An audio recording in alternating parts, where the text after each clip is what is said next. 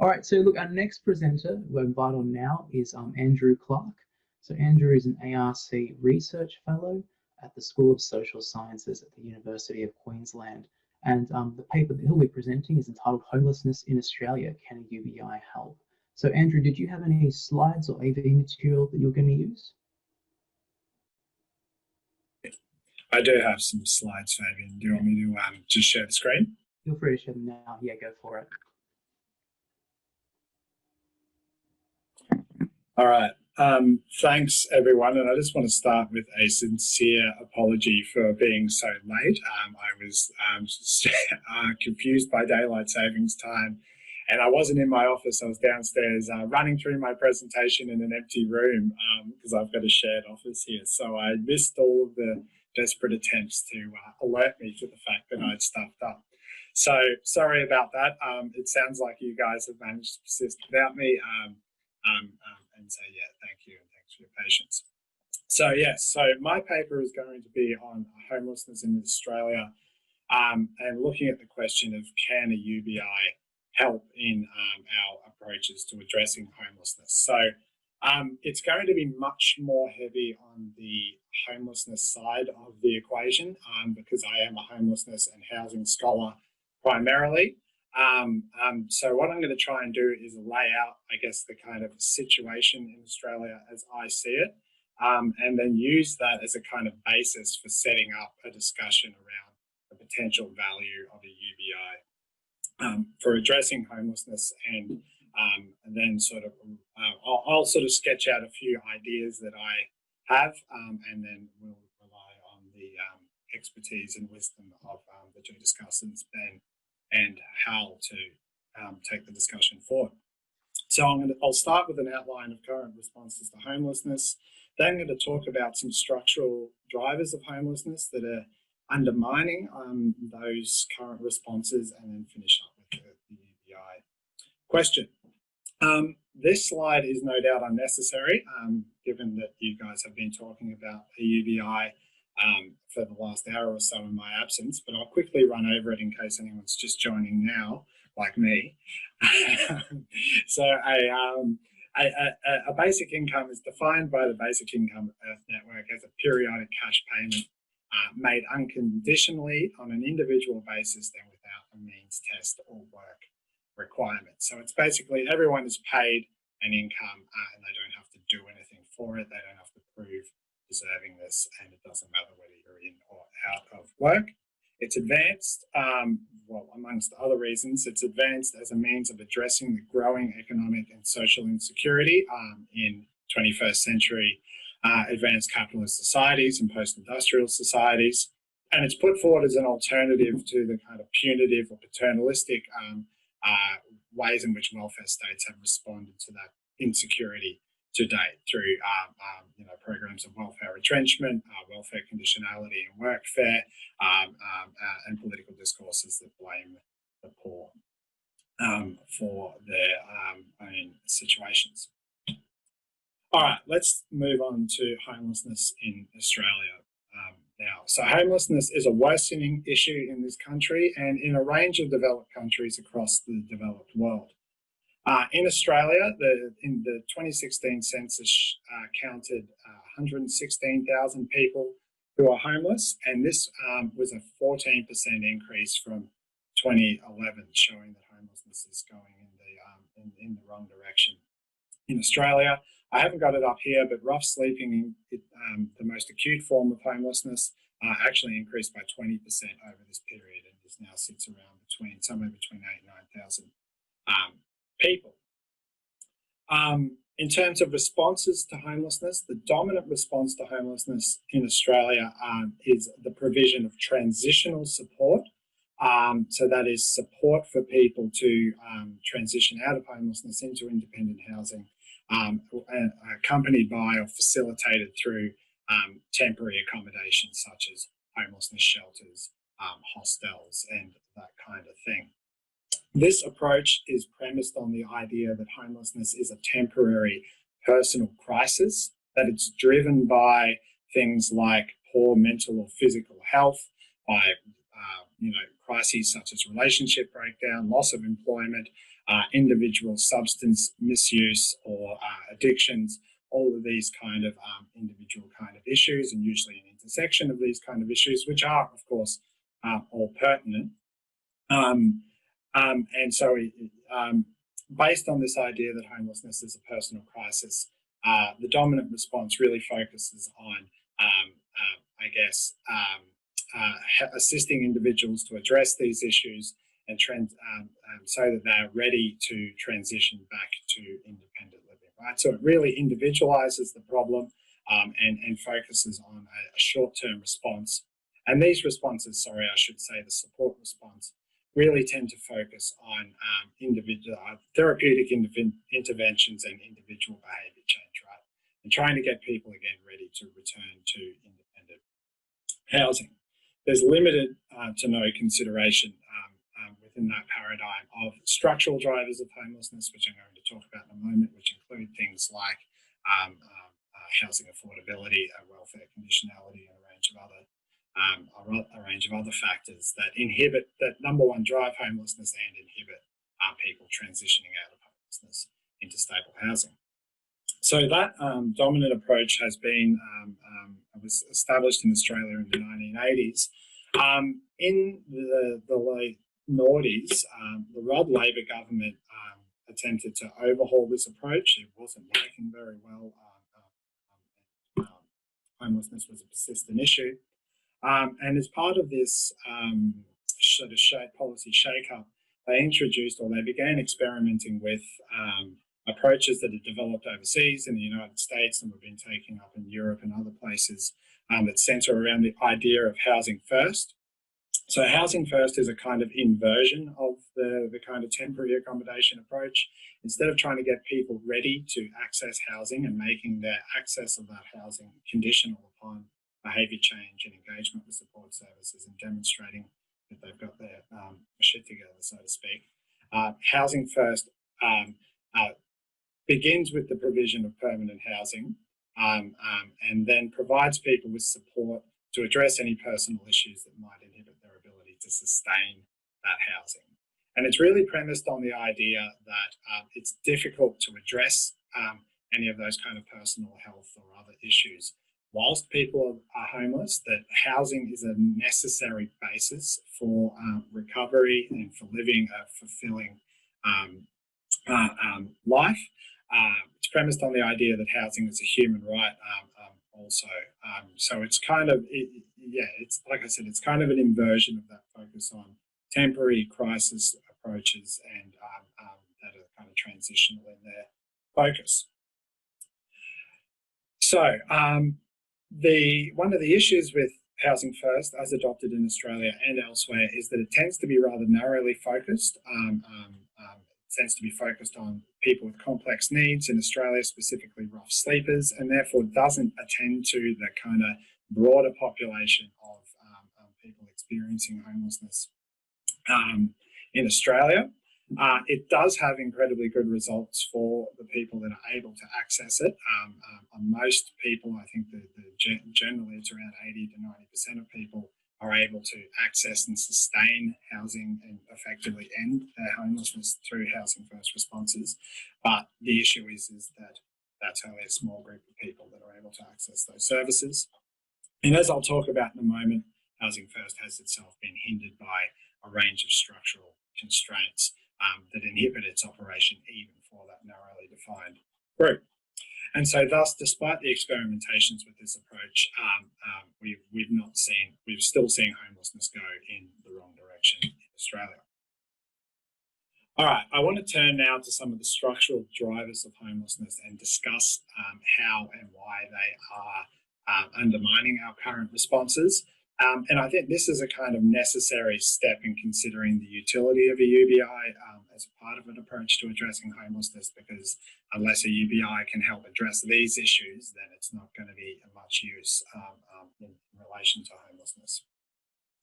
So the first structural issue I want to talk about is housing affordability, or rather housing unaffordability.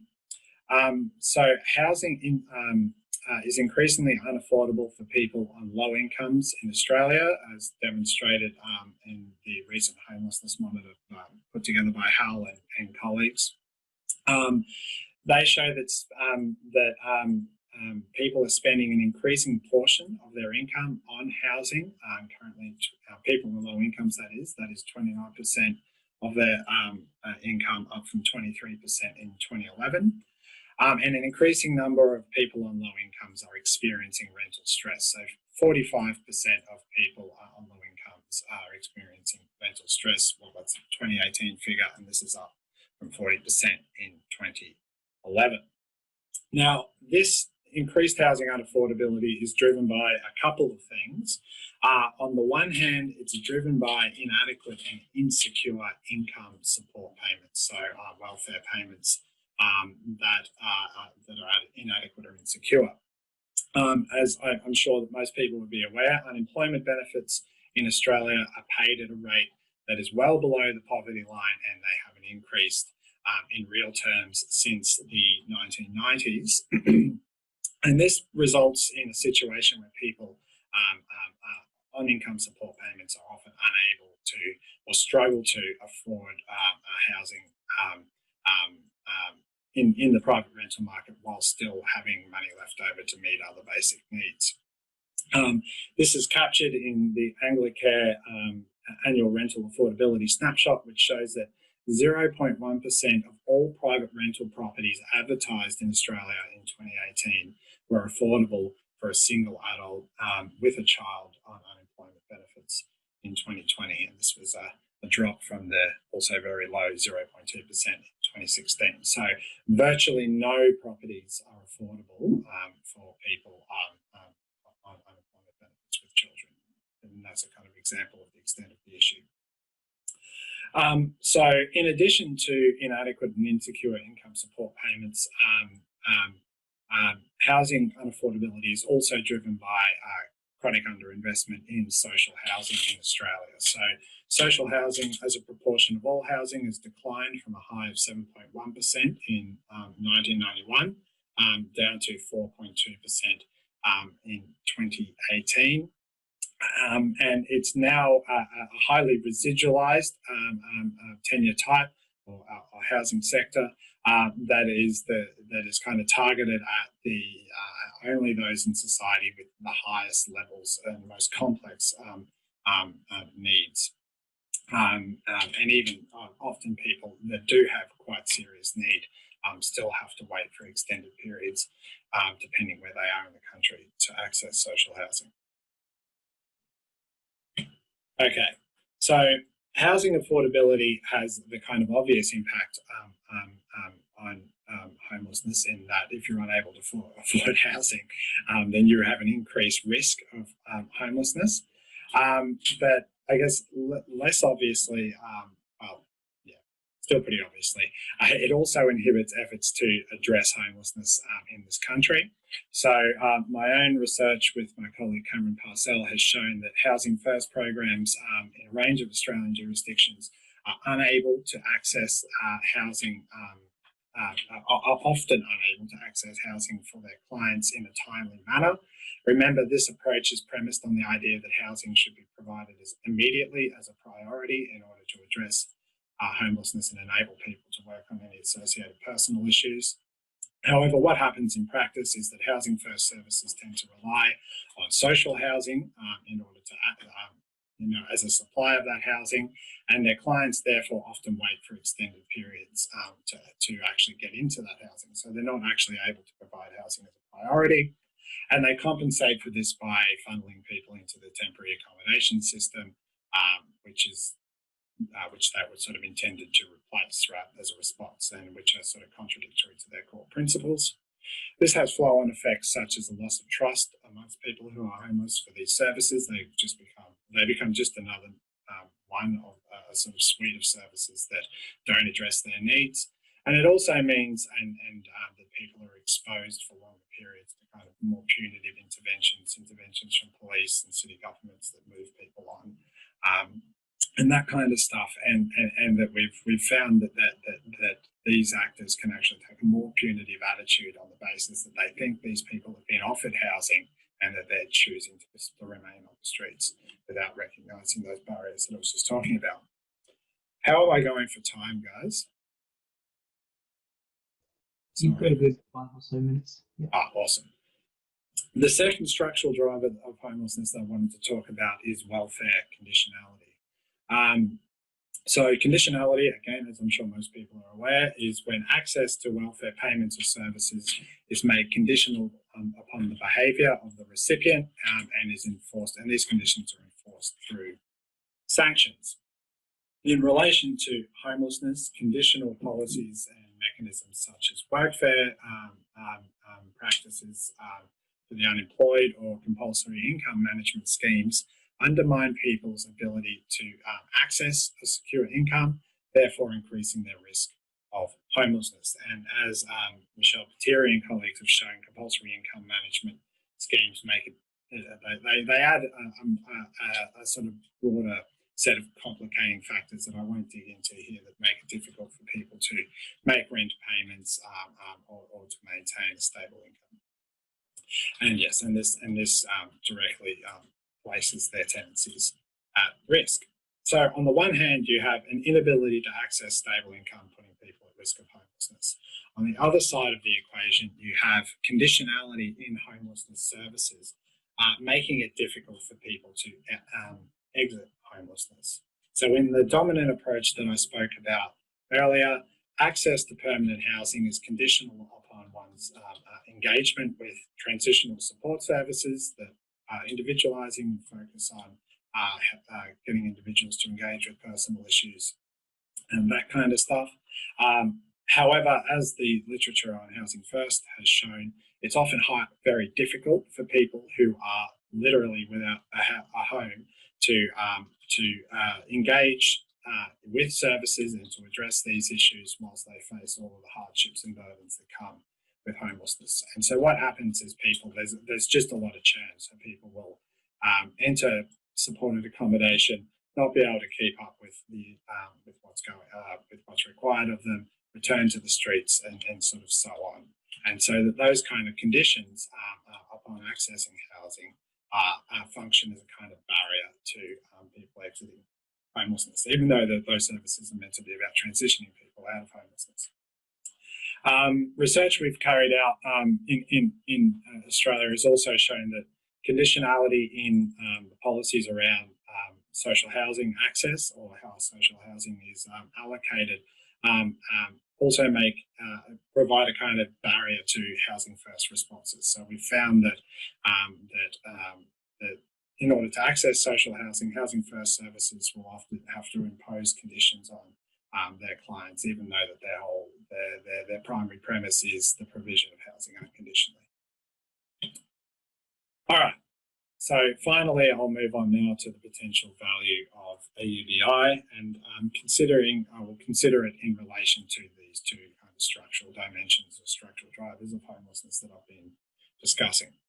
So in relation to addressing housing affordability, it's conceivable that a UBI could help address this issue by increasing people's capacity to pay for housing, right? And this is obviously going to be contingent on the rate at which a UBI is paid at. It would need to be high enough to meet people's housing costs, but it does address the sort of ability to pay side of the equation. However, it's still conceivable, a situation is still conceivable where a person might be getting a generous UBI, but they are still unable to meet housing costs because of fluctuations in the housing market. So I guess the point I'm trying to make there is that the UBI would help with the ability to pay side of the equation, but it doesn't address the fact that the sort of cost of housing side of the equation, which is contingent on market fluctuations. And so therefore, I think that if a UBI was to actually work in addressing housing affordability, it would need to be a complementary measure that worked alongside other approaches. And I know there's a broad sort of discussion around the relationship between UBI and public services in the literature on UBI, and there's a school of thought that says that it would necessarily have to be complementary overall. And I think that for it to have any effect on homelessness, that would certainly need to be the case. And it would need to be coupled with increased investment in social housing and a broad housing first approach to homelessness, right? Because the increased investment in social housing in particular increases the supply of affordable housing and attacks that kind of other side of the homelessness equation. Addressing welfare conditionality, given this is one of the UBI's kind of aims or purposes, that it would obviously have a significant benefit in addressing this structural driver of homelessness. By guaranteeing people a stable income, this would take away risk of homelessness that was induced by benefit sanctions, the removal of people losing access to their welfare payments, which undermine their ability to meet their housing costs, right? So there's a clear benefit of a UBI in that respect. Of course, though, it doesn't address conditionality in homelessness responses, right? That kind of stuff I was talking about before, where access to housing is rendered conditional on engagement with a range of support services. And it's conceivable that even if an individual had a stable income, if they weren't able to access housing, or they had to transition to a range of support services whilst homeless, the UBI on its own would not necessarily assist them to exit homelessness. So again, it's hard to see a UBI working without being a complement to something like a housing first response, where an individual is provided housing and access to voluntary support. All right, so I'll just finish with a few questions that I kind of dreamed up when thinking about this kind of stuff, and which I think could form the basis of a further research agenda into the relationship between a UBI and homelessness. So firstly, I think it would be important to investigate how a UBI in detail might complement and strengthen housing-led responses to homelessness, right? So what specifically are the kind of affordances or points of articulation between a UBI and something like a housing first response, and how would that work in practice? The second question is more, I guess, politically oriented, and that is to consider what are the resonances and tensions that exist between campaigns for a UBI and for other campaigns for increased investment in social housing and a housing first response to homelessness. And we can note that both a UBI and a housing first response are premised on rights discourses, so a right to secure income and to secure housing respectively. And there's a potential opportunity for them to sort of be bundled in a kind of broader campaign for something like a return to social rights, right? So people have access to the means of meeting their basic needs in order to participate fully in society. However, I note there's also a strand of the discourse around the UBI, which has a more libertarian flair, and which talks about replacement, it as a potential replacement for other welfare measures in public services. And it could be seen by the general public or conservatively minded politicians as meaning that we no longer need investment in social housing. Individuals are paid a basic income. They should be able to secure their housing themselves. So this tension would be something that would need to be managed. And that would be the last question I put forward. So that is, how might potential tensions be guarded against, and how might reflections on the combined benefits of a UBI and a housing-led response to homelessness help in this respect? All right, I'll leave it there because I'm sure I'm out of time. Thank you very much, and sorry again for my tardiness. All right, thank you very much, Andrew. That's awesome. Yeah, so look, we have a bit of time now for some responses to Andrew's paper. So up first, Associate Professor Ben Spies-Butcher, who I introduced before. So he's the head of the Department of Sociology at Macquarie University.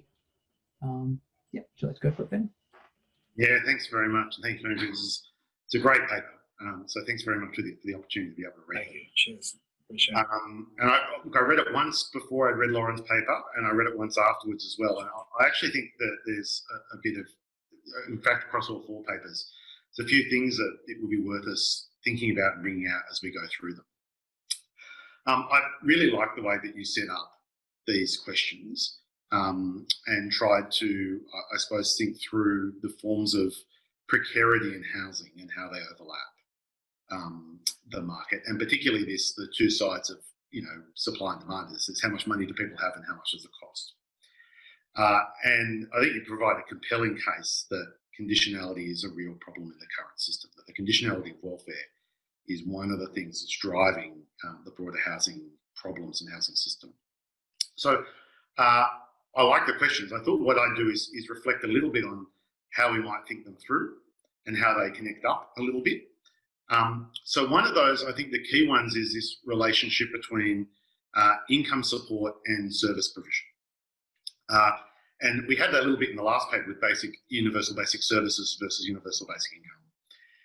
Here, I think housing is really interesting because, first of all, it's one of the things that in that spectrum, for the people who think we should have both, it's usually seen as one of the things that needs to be directly provided. Yeah, it's not one of the things that we access primarily through markets for most of the people who accept this framework. Unlike food, for example, if anyone's been following the crazy Twitter debate about whether universal basic food is a good idea or not. But even in the direct provision approach, it's still pretty market-like. Yeah, so there's still an assumption that people are paying rent the whole time. That is, they don't just get things. It's not like Medicare.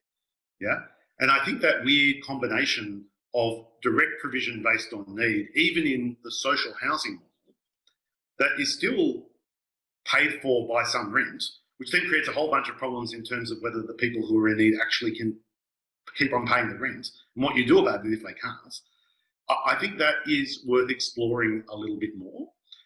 It reminded me a little bit of the debate in the US around Bernie Sanders and Elizabeth Warren's health plans, and the argument from the lefty economists there that you should treat health insurance premiums as a tax. So you shouldn't see this as a tax increase, you should actually see it as a tax cut, because everyone's already forced to pay this money, it's non-discretionary, it's effectively a tax.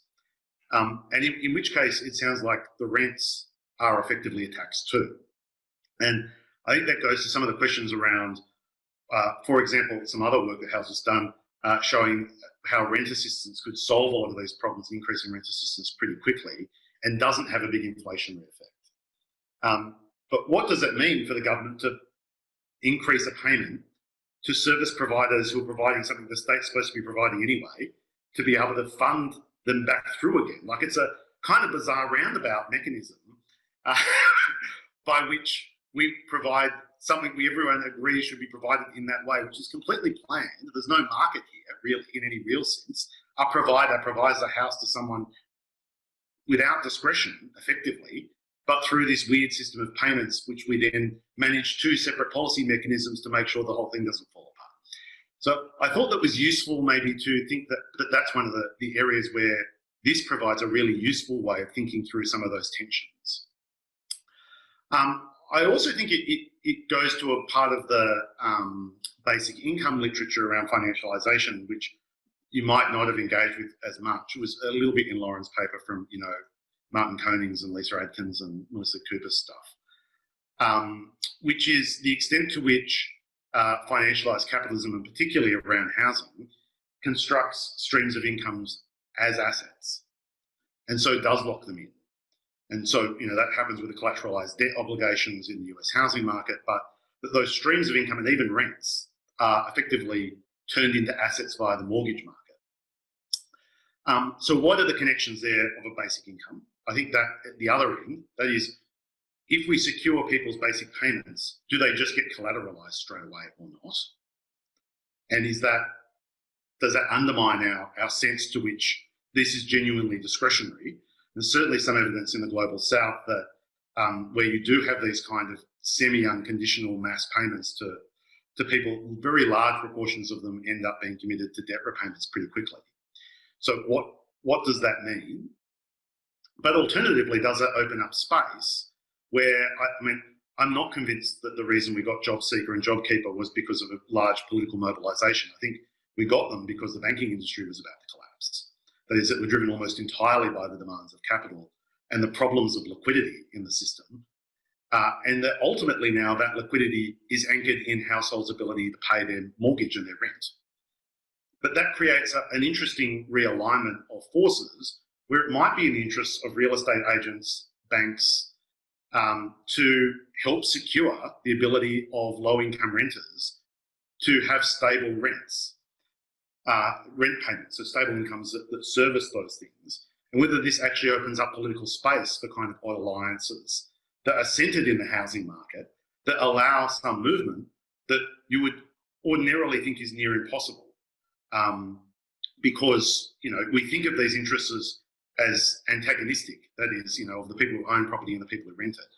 But I just wonder whether we've just seen in the last 6 to 9 months, whether they're actually much more aligned than we think they are. And one of the problems for capital is indeed that they are aligned and they don't know how to decouple them properly, and so have to kind of underwrite household spending a little bit too.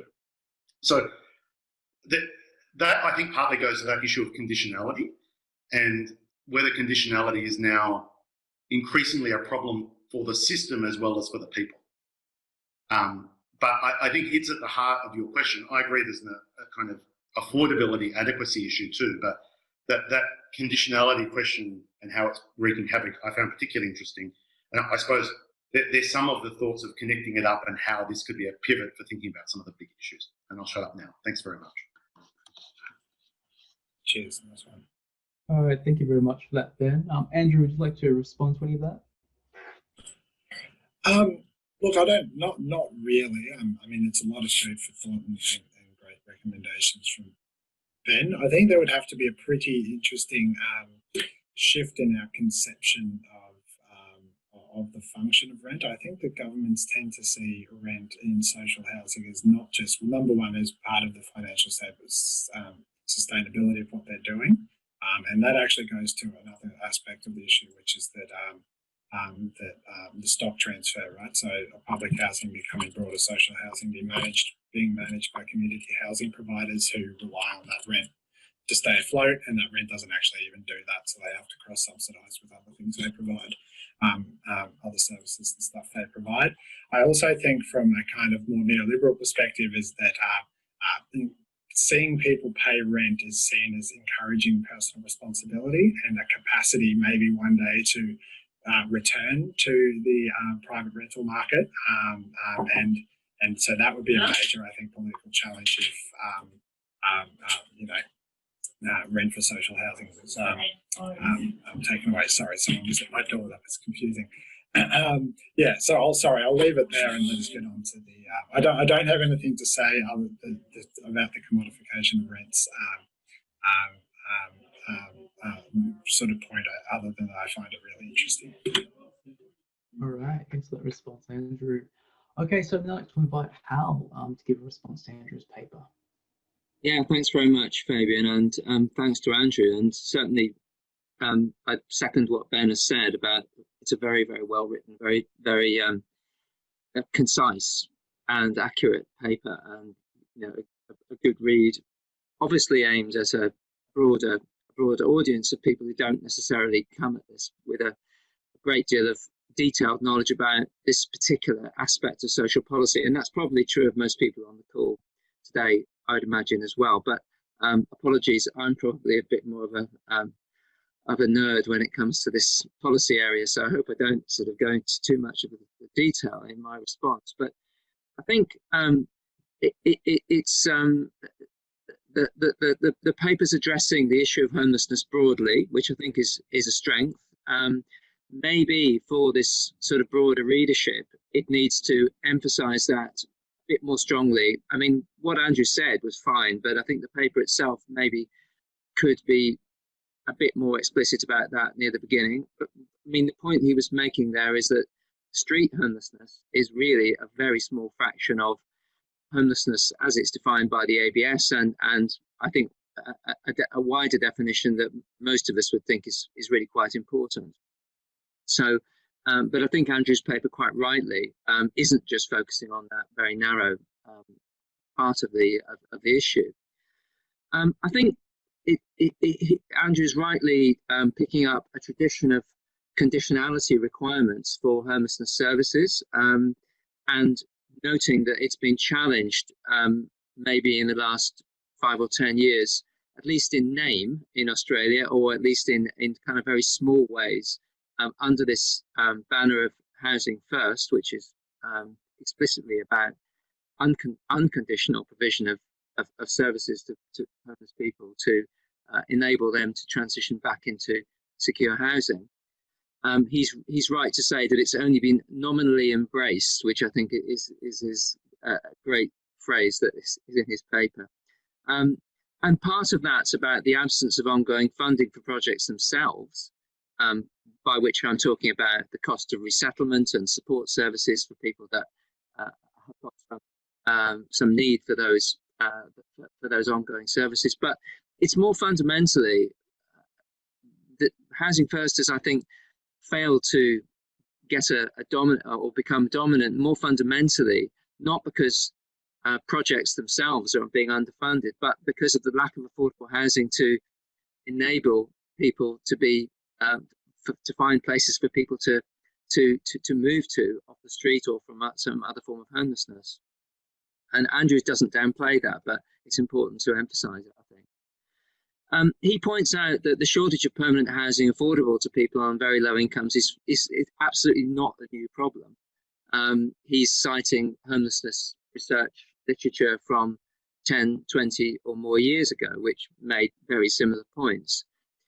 But it is a problem that has become worse, and that also is an accurate observation in Andrew's paper, partly because the state has failed to invest in non-market housing pretty much consistently since 1996. That's very much a crucial date when that ceased to be the case.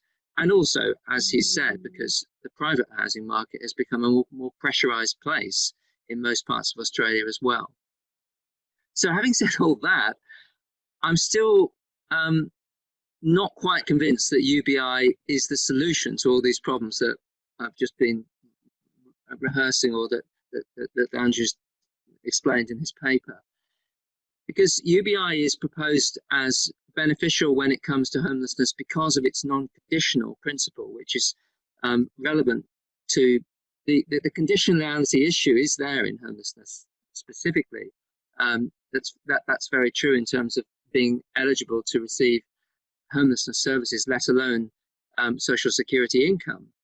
But although I think we do suspect that social security conditionality rules may be a significant cause of homelessness, by which I'm talking about mutual obligations, to use their more technical term.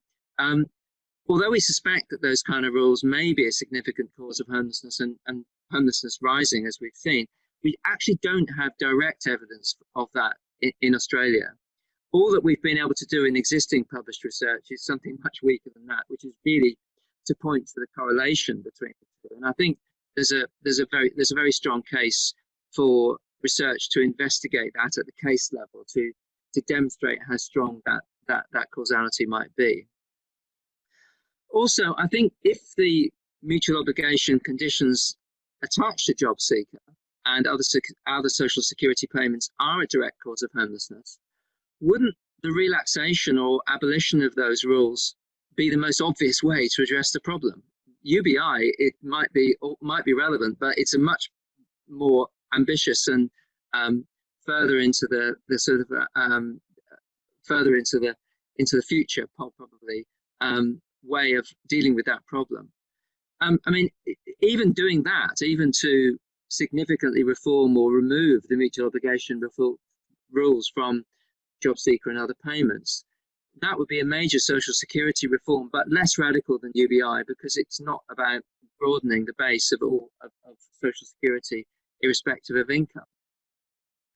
The paper suggests that to significantly improve benefit-reliant households' access to market housing, UBI would need to be paid at a much higher rate than the current basic job seeker rate. And I think it's again, credit to Andrew, because it's really quite important to acknowledge that. And that means we're talking about a version of UBI which isn't is not the basic one. It's it's a relatively expensive one. So that makes it even more of a big ask, I'd say. And I'd say that more generally, it needs to be, I think the paper really needs to argue more persuasively that instituting UBI would be, or some form of it, which is suitable, would be more effective in tackling homelessness than upgrading Commonwealth rent assistance, the part of the social security system that already exists, but which is relatively feeble by international standards. And I think again, it's a simpler solution to the problem that Andrew's paper addresses or outlines would be to upgrade that benefit, would be to create it or convert it into what I would call something more of a proper housing allowance that, firstly, the value of it relates to actual rents in the relevant housing market, and secondly, is it's uprated according to a suitable indexation, which, just like job seeker, it has not been for 20 or 30 years. So at the moment, that benefit, the Commonwealth rent assistance, is capped at levels which are way below real rents in almost every housing market in Australia. It doesn't have any, it's a national scheme where there's no recognition that housing market conditions vary a lot.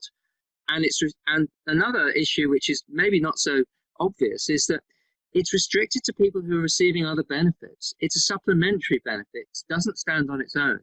So if you're a low-income worker who doesn't qualify for job seeker or one of the other gateway payments, then even if you're paying a ludicrously unaffordable rent, and that's all that's available in the area that where you're living and working, even if that's the case, you're not entitled to CRA. So that's one of the limitations on the benefit, and one of the, you would think, relatively simple changes that could be made that would be not as big an ask as a UBI. So I think it's important to bear in mind that attempting to enhance access to private rental housing through a demand subsidy of any kind, whether it's CRA or UBI, some of that subsidy will flow straight to landlords and through a degree of rent inflation that will result from that. So it's Andrew's rightly said that it's really important to propose solutions here, which are about expanding supply of low-cost rental housing in the form of social housing, as well as improving people's incomes at the bottom of the income span. So I think a final homelessness issue that has shot up the agenda during the pandemic is the incidence of homelessness that involves non-Australian citizens. So, I mean, it has been mentioned already this morning, I think, in Lauren's presentation, or in one of the responses to it, that the issues around the situation, the vulnerability to poverty and homelessness as well of non-citizens in Australia is something that was really quite hidden until the last 6 months, but it's now a real concern. So who should qualify for a UBI, just as much as who should qualify for existing social security benefits would be critical here. So I think, in summary, I think the paper needs to weigh up a bit more explicitly how UBI could be a better solution than universal basic services plus enhanced housing allowance plus adjustment of mutual obligation rules and serious government investment in non-market housing. Is there a case that the potentially substantial costs of a UBI programme could be spent more effectively on housing investment of this kind, investment in social housing, where it could bring direct benefits? Thanks very much. Thanks very much for that, Hal. Andrew, would you like to respond to any of that? Yeah, thanks very much, Hal. That was really interesting, useful, and I think comprehensive. And look, you raise a really good question in terms of why UBI and not other measures, right? And I'd sort of considered whether, UBI versus things like Housing First to increase supply of social housing. You've brought in a whole other suite of potential options into the equation. And look, to be honest, I don't think that I'm probably the best person to make the case for a UBI, having not had the having a great background in it. So I'm happy to defer to others here. I just wanted to make one quick point about what you were saying about housing first and its kind of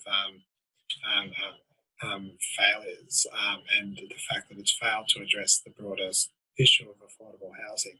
I think housing first is part of a broader sort of technocratic disposition to approaches like poverty, where it was sort of seen as kind of a program that could be funded that would get people into housing without recognising that would require sort of structural reform to the way that housing systems, right, and to welfare systems. And we've seen in the case of the Finnish example where housing first has been treated as a systems reform issue and that has been accompanied with increased investment in social housing.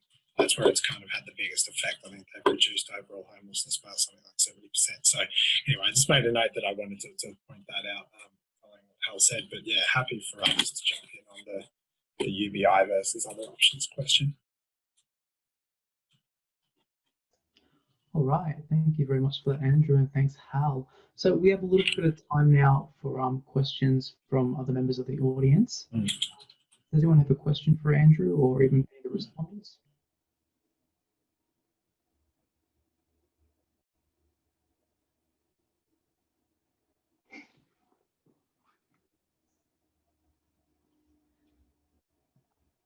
No? Look, maybe not. Oh, in that case, I might throw a question in there. I did have one question that was kind of a pared down version of Hal's question, so I might leave that aside. But I have a question for Andrew. So you mentioned in your paper, we were mentioning sort of Finland's success in responding to homelessness. I was just wondering, thinking about that case study, how might a UBI complement the approach taken there? Like, could it be a useful component to help out in the goals and the approach that they took? Yeah, look, I guess that I know the success of their approach in terms of literally ending homelessness, so people are in housing and receiving support to sustain that housing to address other issues. It's quite possible, and you sort of do see this in Australia, that if people are, are experiencing income poverty, it's hard. You might be in a home, but that doesn't mean you're necessarily living a great life. That having a stable income of a sufficient level would no doubt be necessary in order to sort of, do things like become more active in your community, right? Helping others, volunteering, that kind of thing. So I could see how, and this is kind of one of the critiques that comes up of housing first kind of approaches, is that yes, it solves homelessness, but that it doesn't. And that definitely improves people's lives, but it doesn't necessarily, bring them to the point of sort of desirable levels of sort of human flourishing. So that would be one sort of comment that I have on that. I'm not sure how that works in the relation to the Finnish case in particular, but yeah. All right, thanks very much for that, Andrew. Yeah, are there any other questions anyone's thought of?